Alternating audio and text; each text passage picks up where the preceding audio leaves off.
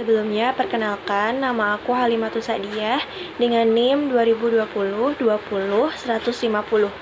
Aku dari kelas B Fakultas Hukum Prodi Ilmu Hukum Universitas Muria Kudus 2020-2021. Pada kesempatan kali ini, aku akan mempresentasikan salah satu materi hukum dagang, yaitu surat berharga. Yang pertama yaitu pengertian surat berharga. Surat berharga atau commercial paper adalah dokumen yang mempunyai nilai berharga berupa uang yang sudah diakui dan bahkan dilindungi oleh hukum untuk keperluan transaksi pembayaran, perdagangan, penagihan, atau jenis lainnya. Selanjutnya yaitu manfaat surat berharga. Manfaat surat berharga sendiri dilihat dari dua sisi. Yang pertama secara yuridis dan yang kedua secara fungsinya. Yang pertama yaitu secara yuridis. Surat berharga bermanfaat sebagai alat pembayaran, alat pemindahan hak tagih karena sudah diperjualbelikan, dan juga sebagai surat legitimasi atau surat bukti tagih tanah. Yang kedua yaitu dilihat dari secara fungsinya, yaitu sebagai surat yang memiliki sifat hukum kebendaan, surat tanda keanggotaan dari suatu persekutuan, dan juga surat tagihan utang. Selanjutnya yaitu ciri-ciri surat berharga. Ciri-ciri surat berharga yang pertama yaitu berbentuk dokumen tertulis, yang kedua harus memiliki nama, yang ketiga terdapat beberapa tanda tangan dari pihak terkait, yang keempat berisi perintah atau janji tanpa syarat, yang kelima terdapat nama orang yang membayar, dan yang terakhir yaitu terdapat keterangan waktu pembayaran yang harus dilakukan. Selanjutnya yaitu unsur-unsur surat berharga. Yang pertama, surat bukti tuntutan utang. Tuntutan tersebut bisa diperoleh dalam bentuk uang atau cek, berbentuk benda atau konsumen, dan juga bisa berbentuk tuntutan atau charter party. Yang kedua yaitu pembawa hak. Pembawa hak di sini adalah suatu hak untuk menuntut sesuatu kepada pihak debitur surat berharga, yang berarti hak tersebut akan terus ada pada akta surat berharga. Selanjutnya, mudah dijualbelikan, yang tujuan dari penerbitan surat berharga ialah demi memenuhi prestasi pembayaran sejumlah uang. Selanjutnya yaitu cara menerbitkan surat berharga. Jadi, ada dua cara untuk menerbitkan surat berharga. Yang pertama yaitu menerbitkannya secara langsung kepada pihak investor jangka panjang seperti lembaga keuangan.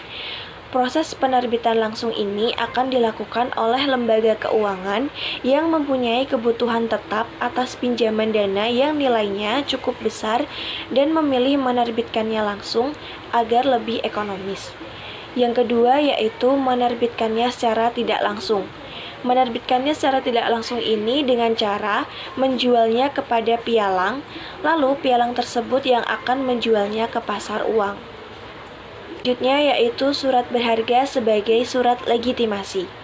Nah, surat legitimasi sendiri diartikan sebagai bukti bagi para pemegang yang sah atau orang yang memiliki hak atas penagihan yang ada di dalamnya.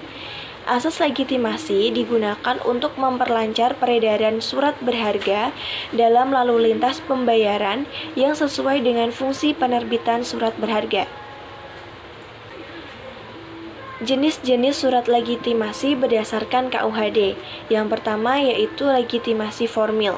Legitimasi formil adalah bukti bahwa surat berharga tersebut diklaim sebagai seorang yang memiliki hak atas tagihan di dalamnya. Karena jika pemegang surat berharga tersebut tidak mampu membuktikannya secara formil sesuai peraturan undang-undang, maka tidak bisa dikatakan sebagai pemilik surat berharga yang sah. Kedua yaitu legitimasi material. Legitimasi material adalah suatu bukti pemegang surat berharga yang sebenarnya. Selanjutnya yaitu jenis-jenis surat berharga berdasarkan KUHD. Yang pertama ada wesel. Wesel yaitu surat berharga yang di dalamnya terdapat kata wesel dan memiliki kandungan perintah untuk melakukan pembayaran sesuai syarat yang sudah ditetapkan dalam KUHD. Yang kedua yaitu cek. Cek yaitu surat-surat yang di dalamnya terdapat kata cek dan dikeluarkan pada tanggal dan tempat tertentu, serta memiliki perintah tanpa syarat dari pihak nasabah kepada bank untuk membayar sejumlah uang yang sudah tertulis di dalamnya atau kepada pihak pembawa cek tersebut. Selanjutnya yaitu surat sanggup atau promes. Surat sanggup atau promes ini adalah surat kontrak yang di dalamnya terdapat janji yang detail dari suatu pihak atau pembayar guna membayarkan sejumlah uangnya kepada pihak lain. Selanjutnya ada kwitansi dan promes atas tunjuk. Kwitansi dan promes atas tunjuk adalah surat yang sudah diberikan tanggal dan juga dikeluarkan oleh sang penanda tangan kepada orang lain untuk membayarkan sejumlah uang yang sebelumnya sudah ditentukan di dalamnya kepada penunjuk pada waktu yang sudah tertulis. Harga di luar KUHD. Yang pertama yaitu ada biliat giro. Biliat giro adalah salah satu jenis surat perintah nasabah yang sebelumnya sudah diberikan standarisasi bentuk kepada bank penyimpan dana untuk memindah bukukan sejumlah uang dari rekening yang bersangkutan ke rekening pihak yang namanya sudah tertulis di dalam biliat giro tersebut pada bank yang sama atau bank yang berbeda. Kedua yaitu commercial paper. Commercial paper adalah salah satu instrumen utang jangka pendek tanpa adanya jaminan yang dikeluarkan oleh suatu perusahaan bukan bank, lalu diperjualbelikan melalui bank atau suatu perusahaan efek dengan jangka waktu pendek dan sistem diskonto. Surat saham adalah surat berharga yang dijadikan sebagai bukti penyertaan modal dalam suatu perusahaan perseroan yang dibuktikan dengan surat saham sebagai suatu surat resmi yang di dalamnya berisi bahwa pemegang saham adalah orang atau badan hukum yang memiliki hak atas dividen, hak suara, dan hak lainnya. Keempat, ada obligasi. Obligasi adalah jenis sertifikat bukti utang yang dikeluarkan oleh suatu perusahaan atau badan pemerintah sebagai pihak yang nantinya akan berhutang dan berjanji untuk membayarnya dengan bunga atau pokok utang dalam kurun waktu tertentu kepada pemilik obligasi.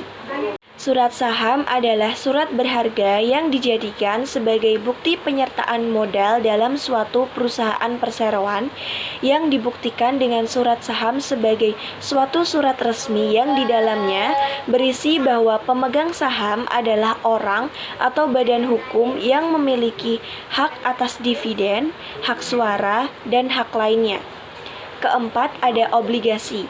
Obligasi adalah jenis sertifikat bukti utang yang dikeluarkan oleh suatu perusahaan atau badan pemerintah sebagai pihak yang nantinya akan berhutang dan berjanji untuk membayarnya dengan bunga atau pokok utang dalam kurun waktu tertentu kepada pemilik obligasi. Lalu ada delivery order.